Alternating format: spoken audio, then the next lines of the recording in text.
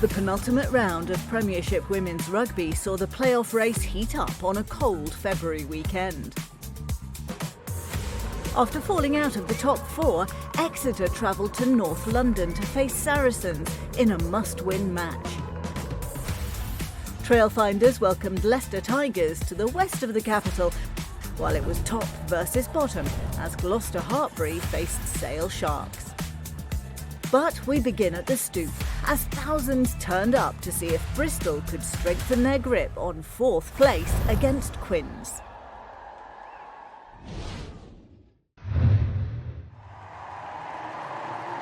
Commentary comes from Claire Thomas. 2 tickets are punched. The champions and tonight's hosts are confirmed semi-finalists, but incredibly, there are still 3 thrashing it out for the remaining spots.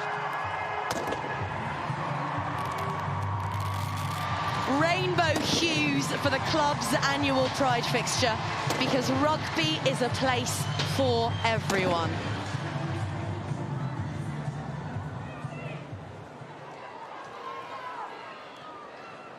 Murray. Phoebe Murray will be first to rise to the occasion at the Stoop. So subtle in all that she does around the pitch, but that was a big fat exclamation point from the young centre.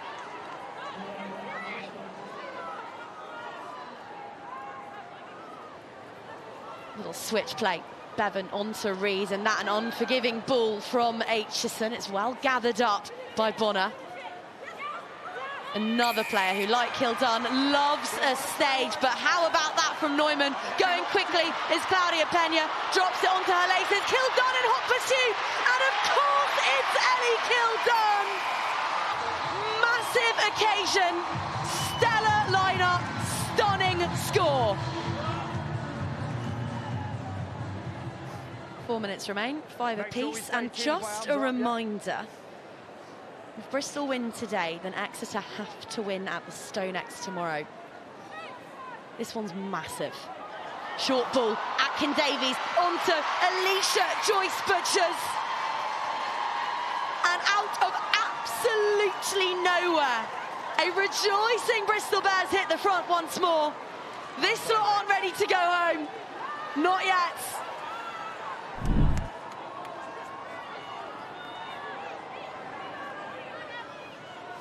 I do not know how Sylvia Tarani kept hands on that one, but she has done so, and it's her fellow prop forward, Lizzie Hanlon, barrelling into the 22. Quins have struggled to fire in this part of the pitch, but now they've an overlap, and Ellie Kildun is shrugging off one, shrugging off two, reaching, stepping, scoring. The Stoop is her dance floor tonight. 32 tries in 28 appearances for club and country this year. Fleming fancied it, but instead it's Reed and then Aitchison over the top. Millie David, what have you got? Fresh out the box. 6 metres the difference. 1 quarter remaining in this one, and Bristol Bears do not want this to be their final quarter of the year. Balogun brings them to within 3 metres. Bevan finds Pam. This is what Simi Pam does, still going. Just about hauled short. Surely there's inches in this. Cunningham wants it. And over go Bristol Bears. It's Sarah Byrne with the try. And yet again, Dave Ward's charges turn desperation into points.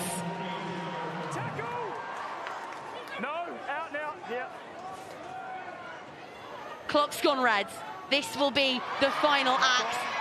And that knock-on from Fleming means that Bristol have 1 shot, 1 opportunity to go for the bonus point, which they do not take. Bevan, head in her hands, wonders whether or not that was the right call, but ultimately, in a furious, loaded clash before 7,000, it is Bears who triumph.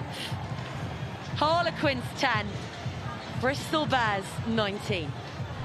It was physical, it was dramatic. We just came over the mindset of like defend for our lives, and I think that's what we did today, like really well. There were times we probably got into a little bit of trouble, but the defence today, I cannot fault it. It was absolutely brilliant.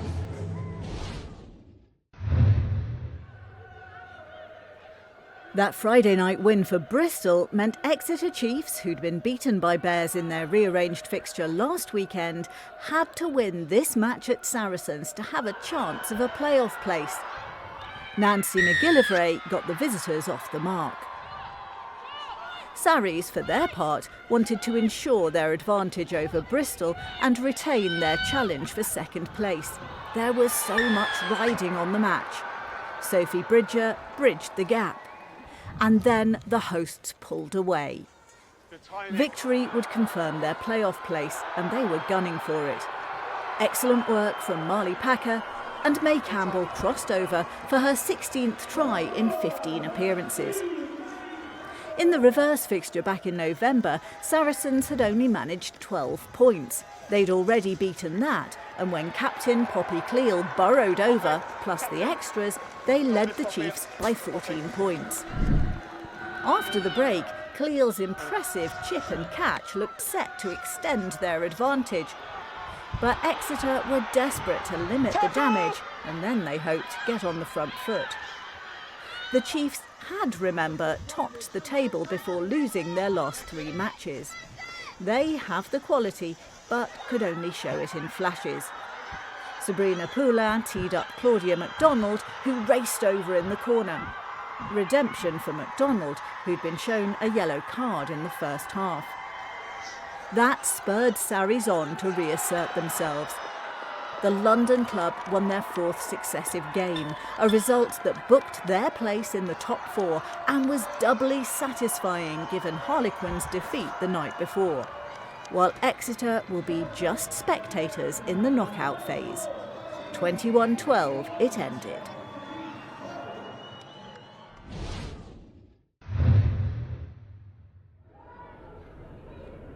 Bottom versus top at the Corpac Stadium. What chance of Sale vanquishing defending champions Gloucester-Hartpury, who were looking to confirm top spot?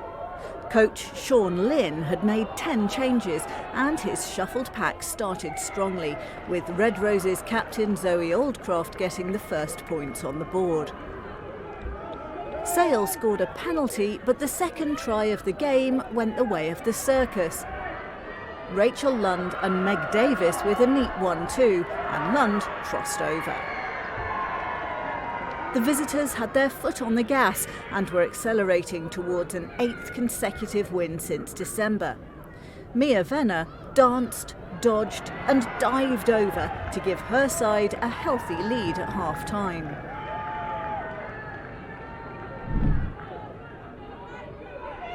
And straight after the break, the same player was once again at the centre of the action.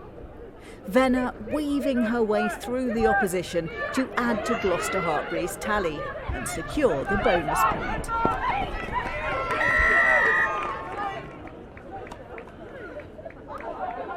Five minutes later, Gillian Boag crossed for their 5th try of the evening. With the conversion, that extended their advantage to 24 points. If you thought the Sharks were dead in the water, though, you'd be wrong. Sophia Stephan, back in the hosts' starting lineup, opened their account.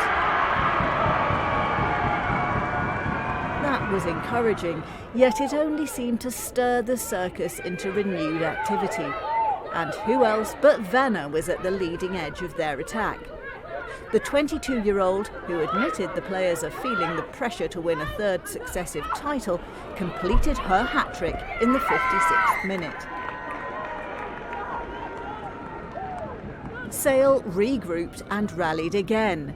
However challenging the campaign has been for the bottom-of-the-table side, they've kept on fighting, and Morwenna Talling dotted down for the Sharks. Once more, the champions responded. The Circus have lost only 6 matches in total during the past 3 seasons. Prop Rani Samuda this time with the score. time was running out. But, as in last weekend's meeting with Trailfinders, the Northern Club's Erica Jarrell had the last word, taking their total to 24, a new high for the campaign. It ended Sale Sharks 24, Gloucester-Hartpury 41. Top spot belongs to the Circus, and they will be at home in the playoff semi-finals.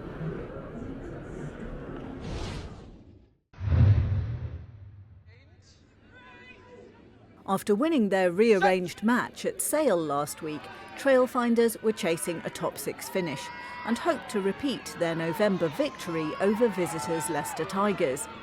US Eagles captain Kate Zachary set them on their way with an early try. Zachary's international teammate Talia Brodie hadn't been involved the last time these two clubs met. She made her mark in this encounter, and with the conversion, the Tigers took the lead. Not for long though, and this was the start of a back-and-forth contest that would last until half-time. Jess Cooksey scored a second for the home team. And just 4 minutes later, Leicester were grabbing back the advantage. Francesca McGee had dotted down twice in the home meeting with Trailfinders. The 21-year-old had form against these opponents, and she made it count here. Right off the back of that score, Trailfinders' Ella Amory and Julia Schell launched a move that ended with left wing Liz Musgrove receiving the ball in space and sprinting over. Before the break, the Tigers grabbed the match by the scruff of its neck. England centre Meg Jones with a kick through, and she dived on the ball for Leicester's third of the game. And in added time, their rumbling, rolling maul was impeded, giving the visitors a penalty try. They led 26-17.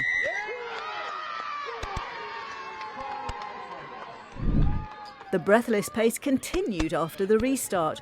Brodie looked to see if she needed support, but decided to go it alone, gliding past the Trailfinders fullback to score under the posts. Trailfinders, though, were still well in the contest. They rediscovered their touch, tight carries and an offload to Musgrove, who got her second of the match.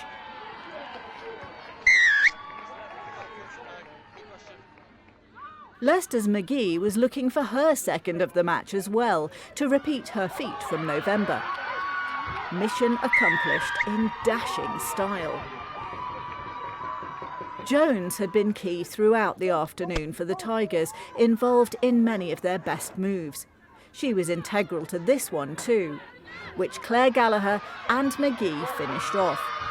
The Scotland international completed her hat-trick. Leicester had a 23-point lead after the conversion. Then the pendulum swung back in Trailfinders' favour.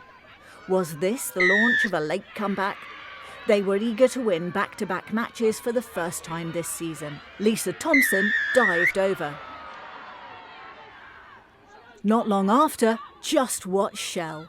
A halfway line interception and a superb run.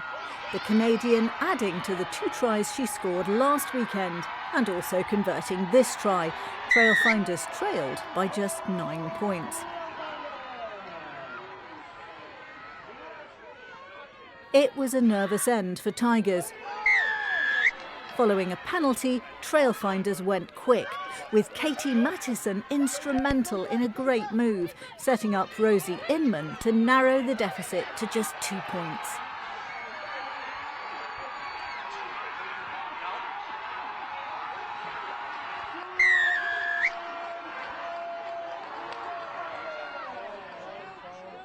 But it wasn't enough for the home side.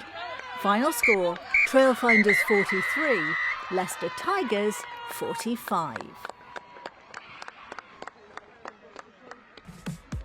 Bristol Bears fans felt the love at Harlequins on Valentine's Day, 10-19 the score at the Stoop. A third victory of the season for Leicester Tigers, who defeated Trailfinders away in a close-fought contest. Saracens saw off Exeter Chiefs 21-12, and despite a superb display from the hosts, Gloucester-Hartpury triumphed at Sale. With that 6th successive bonus point win, the champions have clinched top spot yet again. Harlequins could overhaul Saracens in round 18 to finish second. Bristol Bears are fourth, while Exeter Chiefs miss out on the playoffs. Loughborough Lightning and Trailfinders are tied on points. The Midland side will look to defend their top 6 finish. The final round before the knockout matches, and all 4 games kick off on Friday the 21st of February at the same time. Lightning and Trailfinders face each other in a winner-takes-it-all battle for 6th place. The Tigers take on the Chiefs. Sarries host Sale, and the live game on TNT Sports is at Kingsholm. Can Quins take back 2nd place?